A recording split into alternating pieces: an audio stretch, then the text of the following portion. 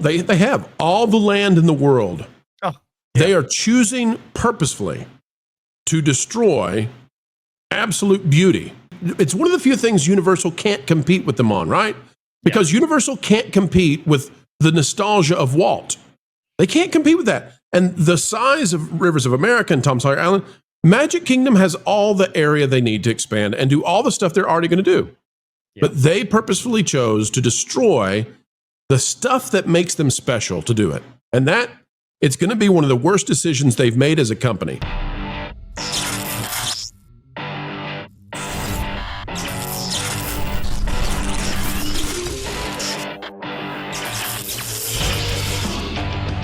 Renegade Online. This is what should be getting concerning. And we talked about this months ago. And a lot of Wall Street blew it off. Disney absolutely blew it off. Like, oh, epic. Yep. We're not worried about it. We're not worried about it at all. Nope. Everything will be fine. Everything is not really seemingly fine. And one of the reasons, and I've talked about this concept before, is the Walt Disney Company is in a pricing, I think, flat spin. I think they're kind of in a bit of a death spiral here. And I don't mean by that they're going bankrupt tomorrow or next year. Please don't misunderstand me. But they are in a bit of a flat spin and a death spiral here. And what I mean by that is that in order to try to keep some sense of growth, or at least tread water on their earnings reports, because one thing that has been made very, very clear is that Wall Street, Disney can fart out, and I do mean fart out, garbage, hot trash, like Snow White, hot trash like Thunderbolts, hot trash like Captain Falcon DEI, hot trash like Ilio, hot trash like Ironheart. There's a lot of hot trash coming out of Disney's poop shoot this year on Disney Plus and theatrical. Disney can do that seemingly all year long. And Wall Street's reaction to that collective disaster is relatively calm. But if the Walt Disney Company during an earnings call, as happened about 6 to 8 months ago now, where Disney started alluding to, we may see moderated demand in theme park attendance. That's a funny way of saying empty. Yeah. As our friend Danny Ann picked up on, and I love the short that Jonas made. It's still on the channel. Go watch it. When we first talked about moderated demand, of course, Danny's reaction was to laugh and say, I'm going to start telling all my single girlfriends that now. Honey, it's not that you're ugly. It's that there's moderated demand for dating right now. Yeah. It's like somebody who is involuntarily celibate saying, well, I'm experiencing moderated lovemaking today. Yeah, it's so the point is that the Wall Street reacted very badly to that. At the hint that theme park attendance may stagnate or even drop. So if you're the Walt Disney Company right now and you're coming into an earnings call, you just closed a fiscal quarter, you just entered the last 90 days of the 2025 fiscal year, which will end on September 30th, you absolutely positively do not want to freak Wall Street out. You do not want to come back and show that theme park revenues stagnated or, God forbid, actually shrank. So people are asking, why? If attendance is becoming an issue at Disney currently, why does Disney continue to insist on raising the prices of theme park tickets if they're not filling the parks? The answer is they have to, because in order to make up for what is apparently, as Bob Iger himself put it, moderated demand, they're going to count on the diehards and, frankly, the idiots who are going to show up and go. And I'm not talking about the vloggers that do it for a living. I'm not talking about the people that have annual passes that live in Florida. We're talking about the people that cruise in from all over the country or internationally to go to Disney. And yes, there are people from all over the country, obviously Disney adult, that do this every year. They're counting on them, because if their attendance is going to stagnate or shrink and they don't raise their prices, especially while their costs are probably still ticking up a little bit, they do not want to have an actual earnings report this year that's going to show that top line revenue figure going backwards. This is a real, no company does. This is not just a Disney thing, obviously. But people, how is Disney still raising their prices? If people are starting, if the market share is shifting, this is why. Because that's what they have to do. They cannot afford to have a poopy earnings call, because what have we been talking about the last 2 years? And this is when Nelson Peltz back then was involved, right? We'd watch Disney go up to 120 a share in the beginning of the year. And then where were we by October, November? Back down to under 100, between 80 and 100. It's been riding that little peak and trough for several years. I can't promise you at this point. I have no idea if that's going to be any different. Hey, it could be $150 a share by the time we get to November. It could be 80 again. I don't know. Well, But Disney can pull a trick. Disney can pull a trick where the next earnings report they announce an India theme park. I mean, at this point, who knows what Disney's up to? Well, but that's what I say. The earnings report 30 days from now is going to have a big impact. Back to this article here from thatparkplace.com. Epic Universe is already hurting Disney World attendance, and experts say that the worst is yet to come. Now, wait a minute. I remember an expert about a week ago that we covered, TD Cowen, broker-dealer, that said that it's the audience's fault. They just don't want original content anymore. It's always a great thing to do. Always blame the consumer. It works out every time, folks. Because that's why they didn't go see Elio. Disney's fine. You know, he's telling investors, Disney's fine. I've always blamed the failure of New Coke on taste buds. It's really the taste buds' fault. Yeah, it totally is. Epic Universe may already be shifting the gravitational center of Orlando tourism away from Walt Disney World.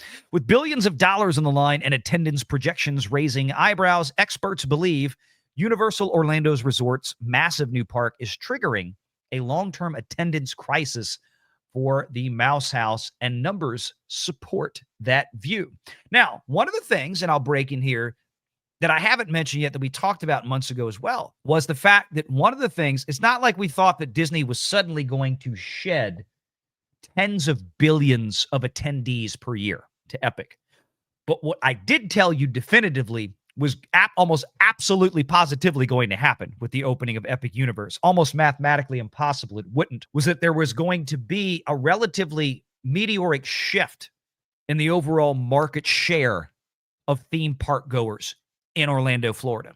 The question was, how much is that shift going to be, right? So Disney can right now brag, well, 75% of all theme park traffic in Orlando I don't know what the number is for Disney parks and resorts. What if that falls to 65? What if it falls to 60? What if it you see my point? I don't know what the numbers are, but when it starts falling dramatically, that's going to be a big warning sign, because you might have people show up and still go through the turnstiles at the gates, but what if they're spending more of their money down the street now at the other park that's got more new big stuff in it? And hey, you know what? I'm going to spend my $200 souvenir budget in Harry Potter World or Super Mario Land or something like this. This is where the real problem is. Remember Bob Chapek right after, the parks reopened following COVID, bragging about how the per capita spending in the parks was through the roof, right? People came back out of COVID. They had pent up frustration. They had all this big money to spend. Per capita spending in the parks was up 30% from pre-COVID levels. That's another key metric that Disney's fearful of. If that per capita spending, it's not just about walking into the park, it's how much money are they spending once they get inside, right? How many toys they buying? How many trips to the Trans Bippity Boppity Boutique are they buying? How many trips to diner or something are they buying? How many souvenirs? How many Dole Whip things are they buying? Whatever. If that starts going down as well, that's another big problem for the park. It's not just about butts through the turnstiles. It's about how much money those butts are spending once they get through the turnstiles into the park. So to explain that to people who, let me summarize that a little bit. What Valliant is saying is that if a family goes to Orlando and they spend 3 days in a Disney park and they spend 2 days in a Universal park, you might look at that and say, oh, well, Disney's still winning. But what might be a big issue for Disney is if all the great merch now is at Epic, and so despite spending 3 days at Disney and 2 days at Epic in this theoretical family vacation, what if they spend 50% of their budget on merch and souvenirs at Epic Universe? And if Right. that's the case, that's a big hurt on Disney. Universal's parent company Comcast has spent over $10 billion developing Epic Universe, paid for largely by the Walt Disney Company, as a matter of fact, thanks to the purchase of Hulu, and enhancing its global theme park footprint between 2018 and 2024.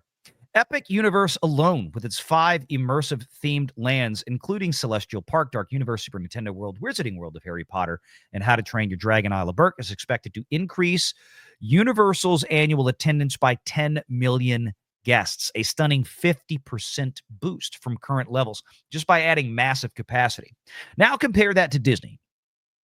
The Walt Disney Company has pledged $60 billion in capital spending over the next decade, which, by the way, that pledge was like 2 years ago, and we still don't know exactly what the hell it is. A lot of cruise ships and international hotels. We know that much. Very little, if any, is going to Orlando, which is the problem.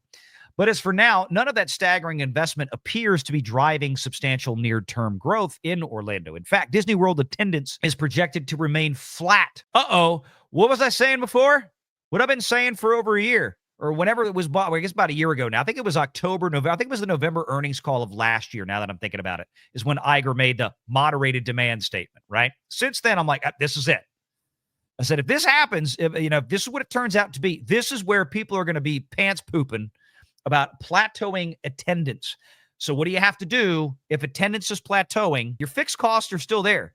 You still have to pay the electric bill. You still have, rent to pay, or leases to pay, or mortgages to pay on all the hotels and the improvements and everything else. Now you're pumping a bunch of new money into, pouring concrete and dirt into the rivers of America this past weekend. You're going to have to raise prices. But then more people will stop coming, and they're going to raise prices again. If only Disney had thought of building something that would excite people, but they really haven't. I mean, there's nothing on the horizon that is exciting.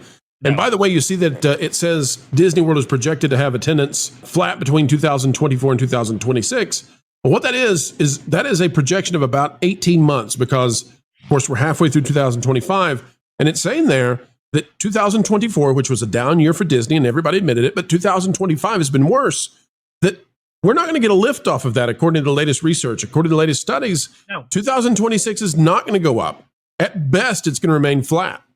Yeah, and because they have they have real competition now that's taken them down. I mean, all the writing has been on the wall for Disney for a long time. But again, this goes back to the same thing I talked about either last Sunday or Wednesday as well. This is part of the attitude at Disney World. Our shit don't stink. They still think that they are the biggest, the best. They're indestructible. They have perfect, incredible, unlimited price elasticity.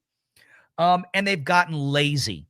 This is why we've gotten slop for movies from them, slop for TV shows, at least the actual Disney properties.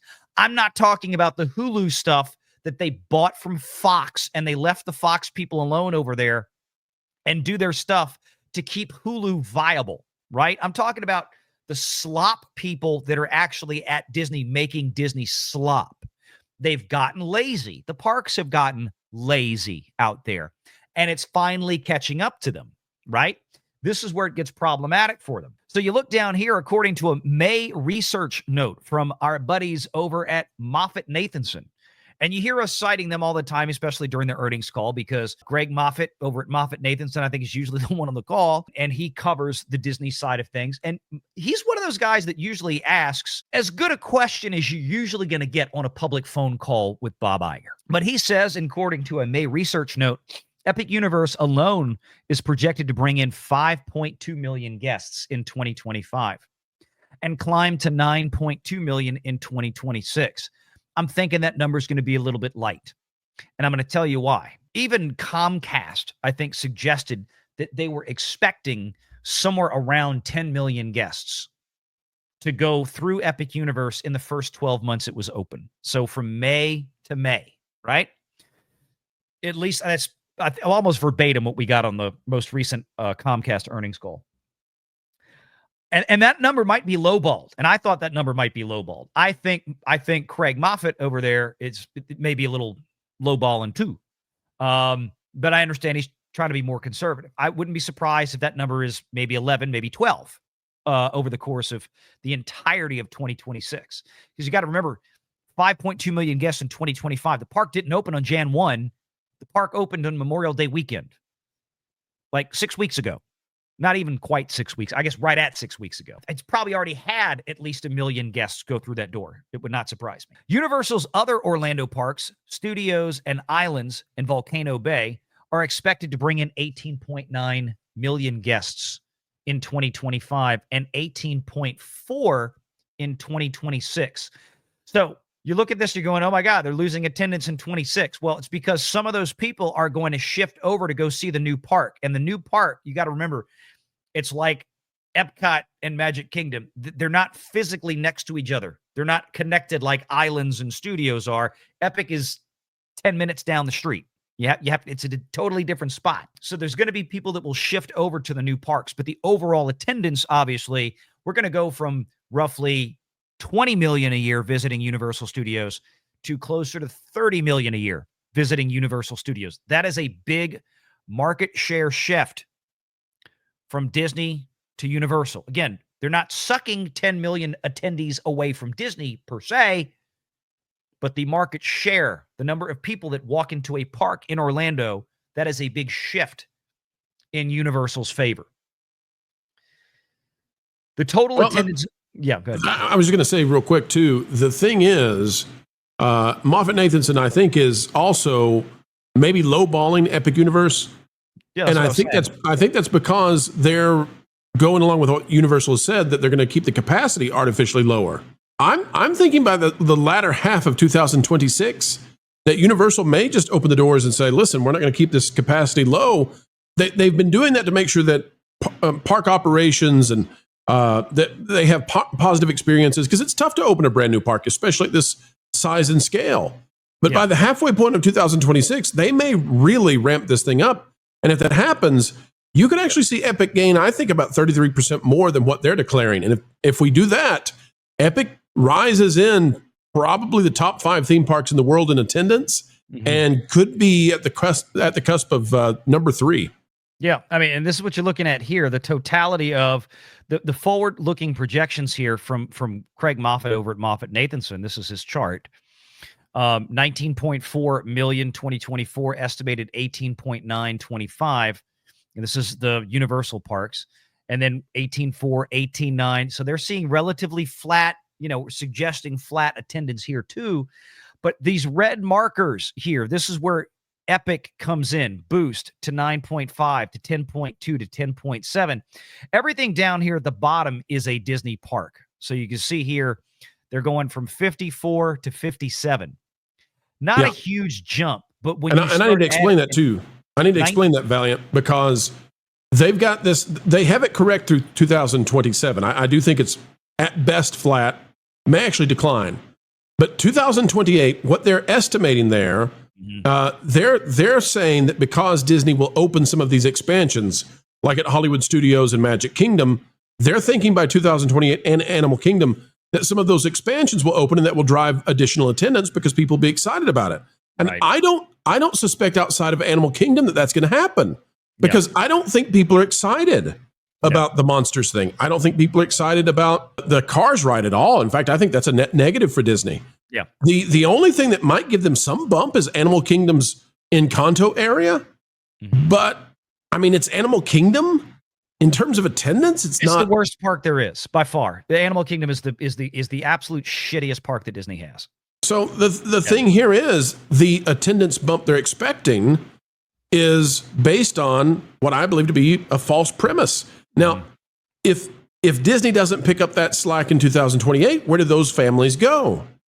Well, probably Epic Universe. So I think it could be even exacerbated more. I think one of the problems, well, there's another aspect to this that I think is getting missed, and I need to read through Nathan's. I don't think he addressed it in there, but I'll get to that in a minute. Let me get back to the TPP article here. Is that when I go back, let's go. So while Disney leads in total attendance, it's not growing. That's the real story, right? And that momentum is shifting towards Universal.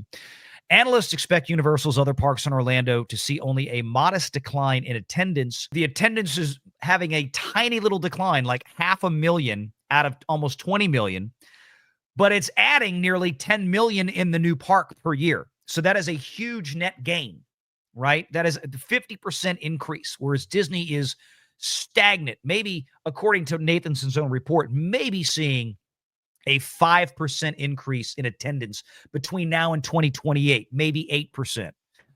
Despite these figures, Disney Parks chairman Josh D'Amaro has publicly brushed off the threat of Epic Universe. Okay, part of me can look at this and go, by the way, this is Josh D'Amaro right here. No, it's not Gavin Newsom. I know it kind of looks like it, but no, it's not Gavin. But Josh D'Amaro, I mean, look, what? You're the head of the Disney parks. Of course, you're going to say, this is Disney. Fine. What is he really saying internally? What is he really thinking? And we'll never know that, right? We can presume, because he's got to be worried. He's not happy right now. D'Amaro claimed that the opening of Universal's new park could actually benefit Disney, saying, if something is built new in Central Florida like Epic, that tourist is going to have to visit the Magic Kingdom. Why? That was my question when he said it. I mean, that was an interview that came around one of the earnings calls as well, or it might have been during an earnings call, if I'm not mistaken. And I remember thinking to myself, why? Why do they have to visit? I go down there to Universal. I might wind up being down there twice this year. I'm not going to the Magic Kingdom. I don't give a damn about the Magic Kingdom. There's people that go down there that don't go to the Magic Kingdom. You know why? Because they've done it 7 ways to Sunday, and there's nothing special there. Nothing has changed. Oh, yeah, you got to go spend $300 to get in the park for one day to go ride Tron. Who gives a shit? But the point is this attitude that Disney has. Well, they're going to have to visit the Magic Kingdom. No, They don't have to go visit the Magic Kingdom. Just have to. The problem for Disney is that there's a new castle in town. Yeah. It's Peach's Castle. And the entire park is so far ahead of Magic Kingdom, and Disney's never had this happen to them. They don't know what it is like to be antiquated, but they're antiquated compared to Epic. Look, Big Blue is right. And Big Blue sends in, this is a guy that sends in super chats all the time. So I'm giving his comment here some deference because he's always supporting this channel. But I just happened to catch this out the corner of my eye. Disney has never faced consistent competition. I'm talking about a sustained push for over a decade. So they aren't going to sweat Universal. Correct. That's the problem, Big Blue. You're absolutely right. They're not taking, at least publicly, they're not taking Universal and Epic seriously. They're not seeing this for what it is. And they're not seeing their own incredible slowness to evolve and react to a changing landscape, and then being so stupid as to get into a pissing match with 80% of the freaking voters in Florida over a stupid don't talk about trans and gay stuff to kids in 3rd grade. Again, Disney has sown their own field of dead seeds and watered them with bleach. The problem for Disney is that they went through a woke period with their movies, and I don't know how much longer that goes. I think they're starting to flush that out. But they went also through a woke period at their parks, and their parks make, vastly more money than their box office results do. Doesn't matter how successful they are. The parks are still, they dwarf everything else inside the company. What Disney did is they went woke in the parks. And when they did that, the problem is when a movie goes woke, it flops and then it's gone. It goes to Disney Plus. Nobody watches it. Nobody cares. But if you destroy theme parks and you put new stuff in there that nobody wants to do, and if you've had that planned and it's going to be the next 5, 6, 7 years of construction, then you've seen the destruction of your brand, because you don't just go in and replace attractions and rapidly fix that. So Splash Mountain being gone, the Liberty Bell being gone, Rivers of America being gone, the Muppets being gone, I can keep going, Jungle Cruise being upended for their never-ending woke crusade. All that stuff is going to be that way for years and years and years. And we are going to be so far out of the woke era, and it's going to look like this bygone time that people remember with disdain when they walk by these attractions and say, oh, do you remember when people used to think that way? Oh, how terrible it's still here. You guys had mentioned this in park hopping. Goodbye, Rivers of America and Tom Sawyer Island. Bye. It's a real shame. About to get filled in with concrete and dirt. The problem, Valiant, is they have all the land in the world. Oh, They are choosing purposefully to destroy absolute beauty. And something that it's one of the few things Universal can't compete with them on, right? Because Universal can't compete with the nostalgia of Walt. They can't compete with that. And the size of Rivers of America and Tom Sawyer Island, Magic Kingdom has all the area they need to expand and do all the stuff they're already going to do. But they purposefully chose to destroy the stuff that makes them special to do it. And that it's going to be one of the worst decisions they've made as a company. They just don't know it yet. Make sure you're subscribed to Valliant Renegade and join us every Sunday at 6 p.m. Eastern for the live show.